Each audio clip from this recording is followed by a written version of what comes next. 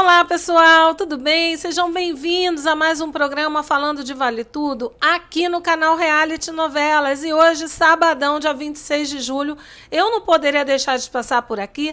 Primeiro, para cumprimentar todos vocês, agradecer os inúmeros comentários, likes, hypes que vocês têm dado nos vídeos. A força de vocês é fundamental para o crescimento do canal. Muito, muito obrigada. E também vir aqui para te trazer um questionamento, porque a gente fez várias publicações essa semana sobre Vale Tudo, e aí a gente viu que teve um feedback legal de vocês, vários comentários super pertinentes, como sempre, vocês arrasando. E eu vi ali a necessidade de chegar à raiz do problema. Eu quero saber ali o cerne da questão, a raiz do problema. Porque, de fato, o remake de Vale Tudo não conseguiu repetir o mesmo sucesso da novela original. Nós já tecemos aqui alguns comentários do que nós não gostamos, daquilo que nos incomodou ver e tal, mas assim, nunca chegamos à raiz do problema, tá? Então, hoje, eu venho falar aqui a minha opinião sobre essa raiz do problema, mas eu te convido também, como sempre, a externar a sua opinião aqui nessa seção de comentários desse vídeo, deixando a sua impressão sobre a raiz do problema mesmo. E eu vou destacar para vocês, tá? 3 pontos aí principais que eu acho que realmente minaram o sucesso de Vale Tudo, impediram que essa novela decolasse e que fosse um sucesso. Porque a questão assim, quando são feitas alterações, até pode ser que um remake seja também muito bem sucedido. O problema é que eu vi aqui, eu identifiquei 3 erros crassos que eu acho que matou de vez a audiência e matou de vez, na verdade, o sucesso da novela. E, não obstante, tem muita gente aí que gosta também, a gente respeita. Vamos lá. O primeiro problema que eu acho que existe, gente, é que existe ali a autora Manuela Dias, que não está sozinha nessa empreitada, né? Eu estava olhando ali a lista de autores que atuam em parceria com a Manuela Dias para escrever Vale Tudo, e são muitos, gente, são muitos. Assim como diretores também, são muitos em Vale Tudo, tá? Na Vale Tudo de 1988, tinha realmente 3 autores que atuaram em parceria: Gilberto Braga, gênio; Agnaldo Silva, também gênio; e Leonor Baceres, gênia. Então, assim, 3 grandes autores atuaram ali em parceria e foi o sucesso que foi. Essa Vale Tudo tem muito mais do que 3 autores atuando junto com a Manuela Dias e não está dando liga. Sabe por quê? O primeiro motivo que eu vou te destacar aqui como um erro crasso, que eu acho para esse insucesso de Vale Tudo, né, não ter alcançado o mesmo sucesso do original, é que eles estão subestimando a inteligência do telespectador. Então, primeiro erro crasso, subestimar a inteligência do telespectador. Por que eu falo isso? Porque, gente, olha só, essa semana, tá? A gente está no dia 26 de julho, só essa semana que está terminando hoje, a novela mostrou ali uma série de incongruências. Se a gente for falar desde o início até agora, teria que ser um programa só para falar dessas incongruências, dessas faltas de lógicas que existiram, essa falta de lógica que existiu em Vale Tudo desde o início. Mas a gente vai falar só dessa semana aqui para vocês terem uma ideia. Essa semana apareceu aquela menina Marieta, extremamente qualificada como secretária da Tomorrow, foi demitida pelo Renato por conta da crise que a Tomorrow está atravessando. E aí, para se criar um contexto da Marieta esbarrar com a Aldeide, saber que havia uma vaga na TCA para a secretária, que era para preencher justamente o lugar da Aldeide lá na empresa, o que acontece? A Marieta esbarra no bar do Vasco para deixar o currículo com ele, para saber se tinha alguma posição para ela no bar, e deixar o currículo com o Vasco. Inclusive, teve inscrito aqui do canal que comentou essa incongruência, e eu concordo plenamente. É realmente subestimar a inteligência do telespectador, gente. Uma menina daquela, com uma experiência gigantesca, altamente qualificada, iria procurar uma recolocação no bar do Vasco? Me poupe, né? Mas aí o que acontece? Dona Manuela Dias, juntamente com a sua equipe lá de coautores, acha ali que tem que fazer o seguinte: ela vai ter que concorrer a uma vaga da TCA. Como é que ela vai saber dessa vaga? Eles não pensam em nada, tá?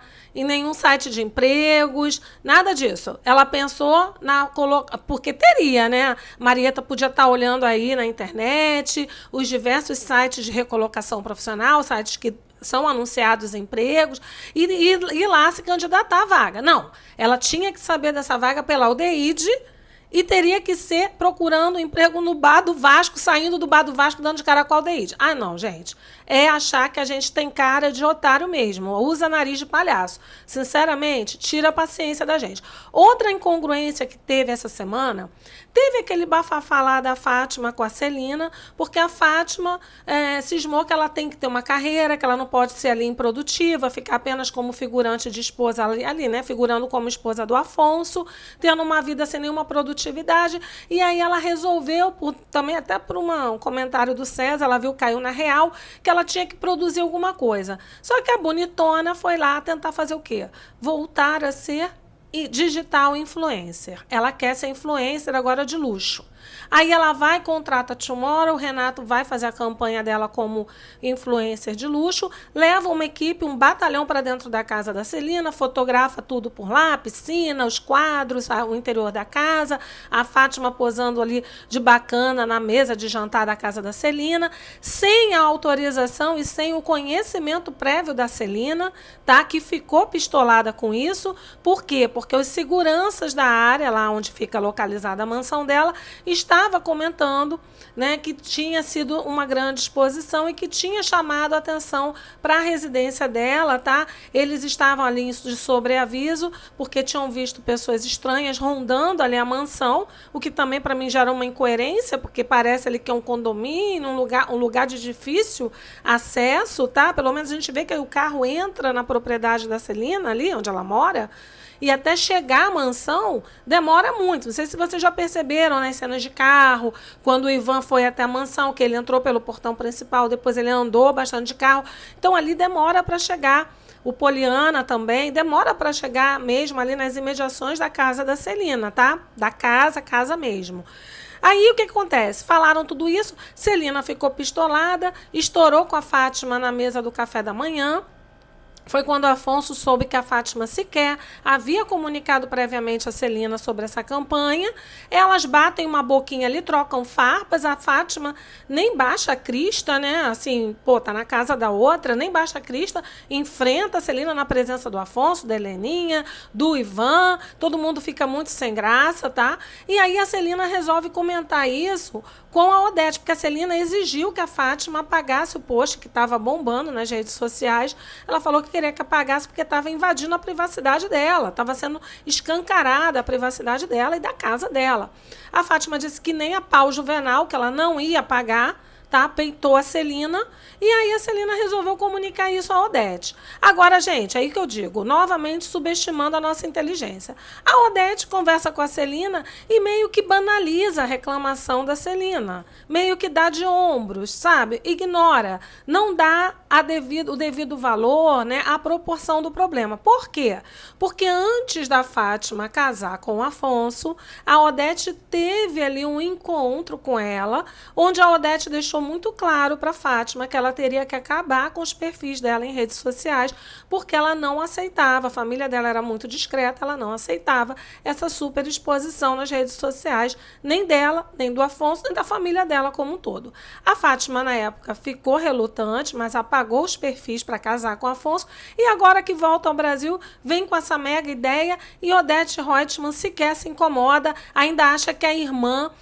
então foi bom para você se ligar do quanto que você gasta dinheiro desnecessariamente comprando coisas para sua casa. Dê valor ao que você já tem. Ou seja, minimizou a situação e, na verdade, gente, deu apoio aí à Fátima com essa empreitada maluca dela, uma narrativa também completamente tosca de Fátima querer ser aí digital influencer. Tosco isso, tá? E aí é subestimar a nossa inteligência, porque o telespectador, ele lembra, a cena foi muito recente da Odete mandando a Fátima deletar os perfis da rede social, que ela não aceitava isso.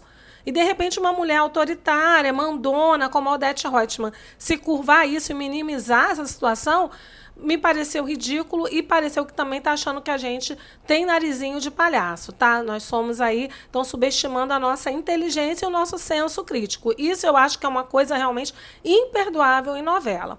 Outra falha aí, dentro desse contexto de subestimar a nossa inteligência, tem aí a questão, tá, gente, da casa da Celina ter sido ali invadida pelo César e o Olavo, porque a Maria de Fátima, às vésperas do quadro da Heleninha ser tirado da residência para ser reparado, a Fátima fala para eles, então, que era para eles conseguirem o dinheiro que eles queriam para o vídeo lá de filme pornô, pegando o quadro da Heleninha, furtando o quadro da Heleninha, e aí eles arquitetam um plano para entrar na mansão da Celina, que é cheia, como a gente já viu aqui, que ela falou até para Fátima, que... Só um minuto. Desculpa, gente. Falando para Fátima que os seguranças responsáveis ali por toda a segurança da mansão, da família dela, tinham alertado para pessoas rondando a residência. Aí é muito fácil para o César e o Olavo arquitetarem um plano em menos de 24 horas e entrarem ali naquela semi-fortaleza que é a mansão da Celina, porque, como eu disse, é só para chegar até a porta da entrada da casa da Celina, se percorre um bom trecho ali de carro, tá? A pé, mas eles foram de carro. Aí eles entram, o Olavo pega o quadro, leva, tudo arquitetadozinho, fácil entrar na casa da Celina com um disfarce falso.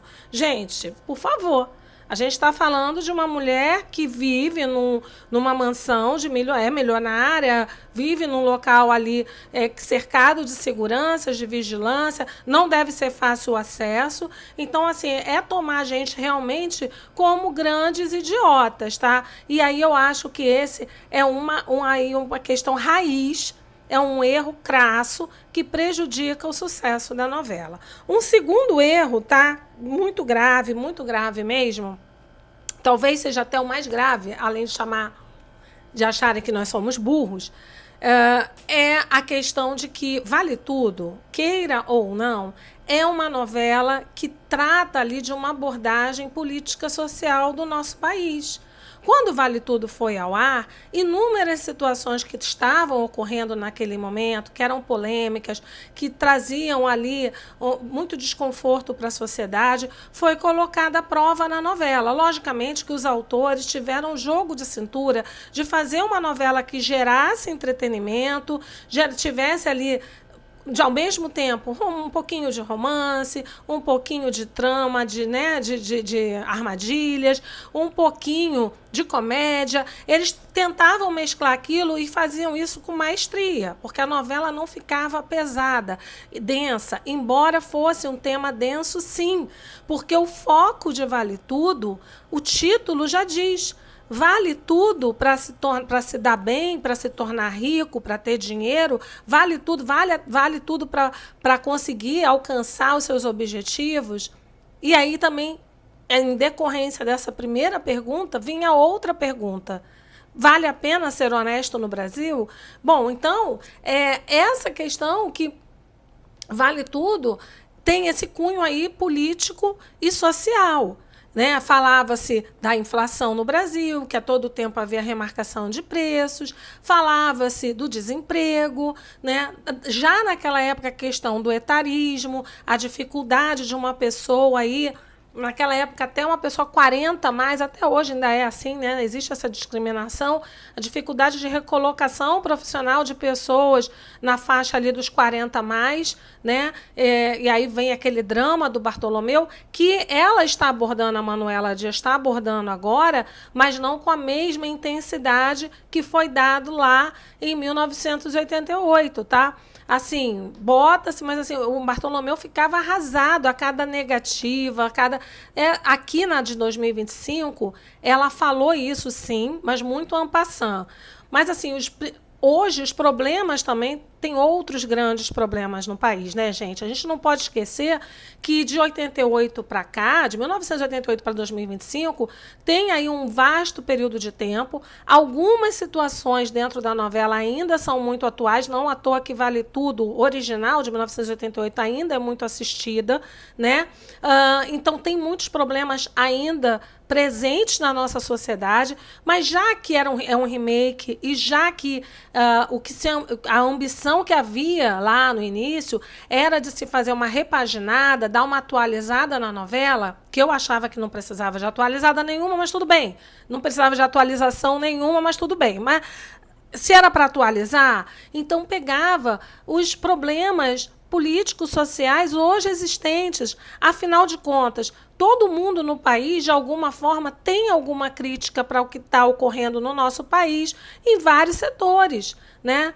Tanto político como social mesmo. Então, poderia ter se feito essa sugestionada ali, alguma situação, né, de temas mais atuais. O desemprego continua alto, por exemplo, o jovem hoje não consegue também se inserir no mercado de trabalho, porque o mercado de trabalho está assim, exige uma experiência da pessoa, quer pagar um salário bem aquém das exigências que eles querem, e o jovem que quer ser inserido no mercado de trabalho, às vezes não tem experiência, tem gás, mas não tem experiência. Aí o mercado não valoriza, não quer dar a primeira oportunidade. Aí, quando é uma pessoa mais experiente, 40 a mais por aí a pessoa tem experiência, tem know-how, só que aí o mercado não quer assimilar aquela mão de obra, fecha as portas. Então, teria muitas discussões, né, em vários campos da nossa sociedade para serem abordados nessa novela e foram deixados de lado. Eu sinto falta, de fato,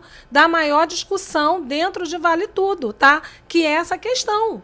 Né? O que está acontecendo no país, o que está ocorrendo, está ainda predominante a corrupção, o que se tem feito para combate à corrupção, são temas atuais, gente. Não precisava, obviamente, trazer um viés eminentemente político para dentro da trama que ia dar ruim. Isso porque a gente sabe que dentro do nosso país existe uma polaridade muito grande, né? Ainda não se conseguiu aí unificar de fato o nosso povo, infelizmente. Existe uma bipartição aí, uma polaridade muito grande que está difícil de se driblar, mas poderia ter sido feito enfoques mais genéricos de problemas sociais relevantes que fariam a sociedade parar para refletir, porque a novela também é isso, é trazer atualidade e trazer um pouco de reflexão para a gente de coisas importantes, transformações importantes que acontecem na sociedade. Para vocês terem uma ideia, para não me estender mais nesse ponto, Vale Tudo de 1988, até as imagens destacava o pessoal, né, as pessoas em situação de rua, ali pelo centro do Rio. Passava aquela música do Gonzaguinha, com aquela letra fenomenal, né, que tinha uma parte que falava: a gente não está com a bunda exposta na janela para passar a mão nela. Desculpa que o palavreado, mas a música é essa. E aí vinha toda aquela coisa de uma reivindicação do que o povo queria, né, naquela música magnífica do Gonzaguinha. E aí eles passavam as imagens de tudo, da orla, do que era bonito e do que não era tão bonito, do que era apreciado e do que não era tão apreciado. Mostrava o trabalhador pegando os ônibus lotados, mostrava as pessoas na rua, né, pedindo ajuda para as outras, mostrava o trabalhador correndo ali de um lado para o outro, mostrava também a orla, as pessoas de biquíni, enfim, todo o lado da cidade, da sociedade, admirável ou não, Vale Tudo fazia isso nessas pequenas cenas ali regidas as músicas a música do Gonzaguinha, e que tinha aquele pano de fundo, né, de um certo protesto ou reflexão sobre a realidade do Brasil. Hoje em dia, não. Hoje em dia, o que aparece é o quê? A vista de cima da zona sul do Rio de Janeiro, da Orla, do Pão de Açúcar, e aí também, às vezes, dali de cima de Vila Isabel, onde mostra o prédio do Bartolomeu e o trânsito na cidade. Só isso. Não mostram mais nada. O povo mesmo, né, as mazelas e as coisas boas do povo não aparecem.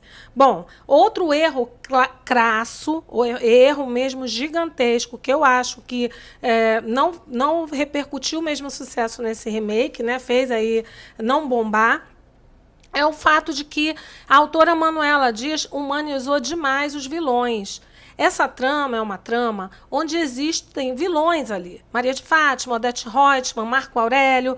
E aí, a Odete Roitman, a mãe das vilãs, dos vilões, né, malvada Mor. Mas, assim, vou falar aqui especificamente, pegando um gancho, para a gente não falar de todos esses, a gente viu que ela anulou o papel dos vilões ou reduziu bastante aquela face de vilão que cada vilão tinha na novela de 1988. Eu vou falar especificamente aqui do Marco Aurélio. O Marco Aurélio, gente, a novela terminava com o Marco Aurélio fazendo um gesto com o braço, dando uma banana para o Brasil. saindo do Brasil com a esposa dele assassina num jatinho particular, cheio da grana que ele tirou da TCA, corrupto todo, se dando bem, indo embora do Brasil, dando uma banana para o Brasil. Essa cena ficou eternizada, icônica. E por que era assim? Porque mostrava assim, a impunidade, mostrava a impressão que dava, ó, fez tudo o que fez, era desonesto e se deu bem. Mas o Marco Aurélio, durante toda a trama, ele se saía muito bem de tudo que ele armava. Todas as traquinagens, as falcatruas dele, como a maioria das pessoas que enveredam pelo mundo do crime, ainda mais crime, né, de corrupção, colarinho branco, são pessoas que fazem umas armações difíceis de descobrir, de provar e tudo mais. O Marco Aurélio, ele passava todo mundo para trás, desde a Odete, tá, até todo mundo, até Maria de Fátima, que ele levou no bico, né? Ainda transou lá com a Maria de Fátima e tudo mais. Então, o Marco Aurélio, ele era descoladíssimo. Agora, a Manuela Dias, essa semana, me põe o Marco Aurélio levando um soco na cara dado pelo Ivan. Onde que o Marco Aurélio de 1988 ia chegar a esse ponto, né? Aí, assim, tudo bem, poderia haver... Mas o Marco Aurélio sendo ali passado para trás pela Odete, num evento que ele gastou uma grana lá com aquele shake para fazer negócios, e a Odete passando a perna do Marco Aurélio dizendo, ele pensa que nós mulheres somos burras. Na verdade, a questão não era uma questão de sexo, a questão é que ele era tão canalha, tão desonesto, que ele conseguia fazer as armações dele e passar, de fato, todo mundo para trás. Existe alguma diferença do que muitas vezes a gente vê no mundo real, na vida real? Não. Isso acontece, gente. Agora, assim, querer botar na novela o Marco Aurélio, ou ele é o espertalhão, maldoso. Aliás, o Marco Aurélio não tinha amor por ninguém, vale tudo, em 1988, exceto pelo filho dele, o Tiago, que ele tinha um amor controverso, porque ele oprimia o garoto, e pela Leila, depois que ele, de fato, se apaixonou. Mesmo assim, traiu a Leila. Então, gente, é estranho a gente ver o contorno desse novo Marco Aurélio. Assim como é estranho a gente ver o contorno dessa Maria de Fátima com jeito de alienada. Não parece uma mulher adulta, não parece uma mulher que realmente tem a ambição, que tem os sonhos que tem. Parece uma coisa assim fora do normal. E também essa Odete Roitman, piriguete, né, que é devoradora aí de homens, não pode ver um homem. Parece que a Odete dá muito mais prioridade aos homens, à vida sexual dela, do que aos negócios dela. Quando a Odete Roitman, de 1988, ela era uma workaholic. Ela era uma empresária bem-sucedida, antenada em tudo, ou pelo menos tentava ser antenada em tudo, pulso firme, que fazia dos homens os brinquedinhos dela, era o momento de lazer dela. Mas a Odete não vivia para viver tendo relações sexuais com as pessoas, tendo amantes, não, ela vivia para trabalhar e para ter os momentos dela de lazer, usando os homens, até que chegou ao ponto dela se apaixonar pelo César Ribeiro, isso em 1988, e ser ali a ladeira abaixo dela, porque a Odete Roitman morreu justamente por conta, entre aspas, desse romance com o César, porque ela saiu da mansão da Celina para ir morar com o César lá naquele apartamentinho flat que ela tinha colocado para eles dois, tinha comprado para eles dois, tá? Para ela e para ela encontrar com ele no Brasil, quando eles voltaram para o Brasil. E aí o que aconteceu? Foi lá que ela morreu, porque a Leila achou que, enfim, Marco Aurélio estava indo lá, estava tendo alguma coisa com a Odete. Então vejam vocês que a Odete, né, e a Maria de Fátima e o Marco Aurélio se tornaram realmente vilões ali controversos, vilões obsoletos, vilões que não acrescentam muito na trama com as suas vilanias. Hora ou outra sai uma maldadezinha, hora ou outra vem alguma coisa aí que a gente fala, poxa, pegou pesado. Mas a maior parte das vezes, esses personagens que engrandeciam a novela com as suas vilanias, com as suas maldades, perversidades e com a sua esperteza, cada um tinha a sua esperteza do seu jeito. Não está aparecendo isso. Então, realmente, isso aí estragou bastante e, por isso, talvez, na minha opinião, o sucesso não se repetiu nesse remake. Gente, então, essas aí são os meus apontamentos sobre a raiz do problema. Mas, lógico, eu quero saber, e você? Qual é a raiz? Qual é a questão central dessa não repetição do sucesso de Vale Tudo de 1988 nesse remake? Eu queria que você colocasse aqui pra gente e também não esquece, né? Dê seu like, like, seu hype aqui nessa publicação, porque ajuda demais aqui o nosso canal. Aproveita, se você ainda não é inscrito e gosta do nosso conteúdo, inscreva-se no canal, ative as notificações, porque a gente vai começar com muita novidade aqui no canal. Vamos ter aí o programa Hora da Novela, onde vamos fazer um condensado de várias novelas do momento para você, com críticas, comentários, e também vai ter aí um outro programa com novelas que já foram ao ar, foram novelas de muito sucesso e que a gente pretende trazer aqui para vocês com comentário, análises críticas e com a crítica à época que foi ao ar. O que você acha? Coloca aqui qual é a novela que você gostaria de ver aí ser comentada, né? E aí vamos trocando ideia. Gente, obrigada pela sua audiência, pela sua paciência. Eu volto a qualquer momento. Um beijo, até mais. Tchau.